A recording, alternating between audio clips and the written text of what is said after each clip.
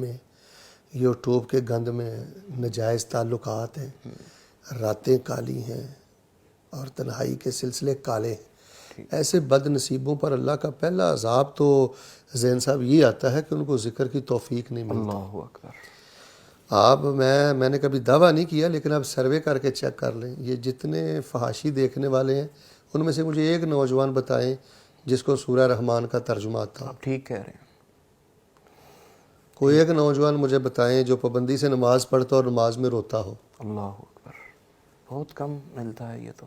ہے ہی نہیں۔ پہلی تو بات یہ ہے، آپ تو یہ کہہ رہے ہیں نا برکات اذکار، میں کہتا ہوں ایسے بندے کو ذکر کی توفیق اللہ سلب کر لیتا ہے۔ اللہ تعالیٰ کی بے حیا بندے سے کوئی محبت نہیں۔ اللہ اکبر۔ رب کے ساتھ کو آپ نے معاملہ جوڑنا ہے نا محبت کا، سب سے پہلی بات حیا ہے۔ تو پیغام ٹی وی کی وساطت سے اپنی نوجوان نسل کو، بچوں کو اور بچیوں کو جو پہلا پیغام میں دینا چاہتا ہوں کہ پہلا عذاب یہ ہوگا کہ آپ ذکر کی برکت سے تو دور کی بات ہے، ذکر کرنے سے ہی دور چلے جائیں اللہ گے، یہ توفیق سلب ہو جائے گی، اور یہ سلب ہو چکی ہے۔ اسی طرح المیہ ہے، 2 گھنٹے فیس بک پہ دینے والے، 5 گھنٹے موبائل پہ دینے والے، 5 منٹ کے لیے ایک صفحہ نہیں قرآن کا پڑھتے۔ اسی طرح 5 منٹ نہیں ہے ان کے پاس اذکار پڑھنے کے لیے، اور اگر وہ ایسا کرتے بھی ہیں تو یقیناً وہ ایک رٹے کی حد تک ہے۔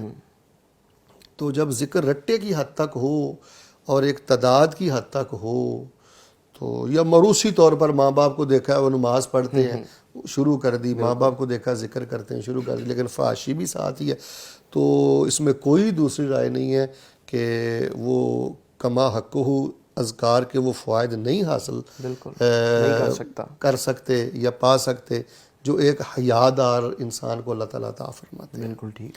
اسی طرح تو فحاشی پسند بندے سے تو اللہ تعالیٰ کی بہت زیادہ نفرت ہے جی۔ اللہ تعالیٰ بیان کرتے ہیں کہ ہم نے فحاشی پسند، یہ جملہ اچھی طرح میں ناظرین کی خدمت کروں گا کہ فحاشی پسند اور فحاشی پھیلانے والا، یعنی گانے کے کلپ آگے فارورڈ کرنے والا، یا کسی ڈرامے کا کلپ یا اسٹیج ڈرامے کا کوئی بول آگے، فرمایا ایسے لوگوں کو میں دنیا میں عبرت کا نشان بناؤں گا۔ اللہ اکبر، دنیا میں ہی، دنیا میں اللہ کہتے ہیں میں اس کو عبرت کا نشان بناؤں گا۔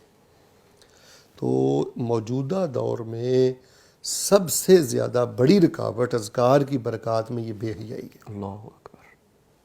یہ ناچ گانا، یہ موسیقی، یہ چیزیں جو ہیں یہ انسان کو ذکر کے نور سے محروم کر دیتی ہیں۔ تو یہ سب سے بڑی رکاوٹ ہے، اس میں کوئی دوسری رائے نہیں ہے۔ اس ٹاپک کے حوالے سے شیخ محترم آپ مزید کچھ کہنا چاہیں؟ بس اس حوالے سے آخری بات یہی ہے کہ اگر آپ اذکار سے شفا لینا چاہتے ہیں، نور لینا چاہتے ہیں، برکت لینا چاہتے ہیں، کامیابی لینا چاہتے ہیں، تو اس کے لیے اپنے آپ کو نیک اعمال سے مزین کریں۔ ٹھیک۔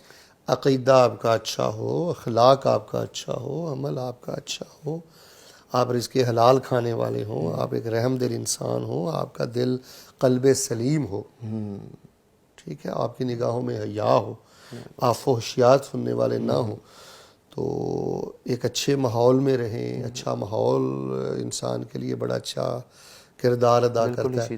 لیکن آخر میں یہ بات کہوں گا کہ اگر آپ جس موضوع پہ بات کر رہے ہیں کہ ایسے برے اعمال کے جو ذکر کی برکات میں رکاوٹ بن جاتے ہیں، تو ایک سب سے بڑی رکاوٹ وہ فحش گوئی بھی ہے، لچرپن، بالکل، یعنی غیبتیں کرتے رہنا، فضول بولتے رہنا، غیر ضروری گفتگو کرتے رہنا، ان چیزوں سے بھی انسان جو ہے وہ ذکر کی برکات سے محروم ہو جاتا ہے۔ بالکل ٹھیک بات کی ہے۔ ہم نے دیکھا ہے، آپ نے بھی دیکھا ہوگا کہ جو بات بات پہ ہنستے ہیں، بات بات کے کوئی جگت کا ماحول بنائے رکھتے ہیں، وہ اس بات کی وہ نشاندہی کر رہے ہوتے ہیں کہ ذکر ان کے رگ و ریشے میں نہیں اترا۔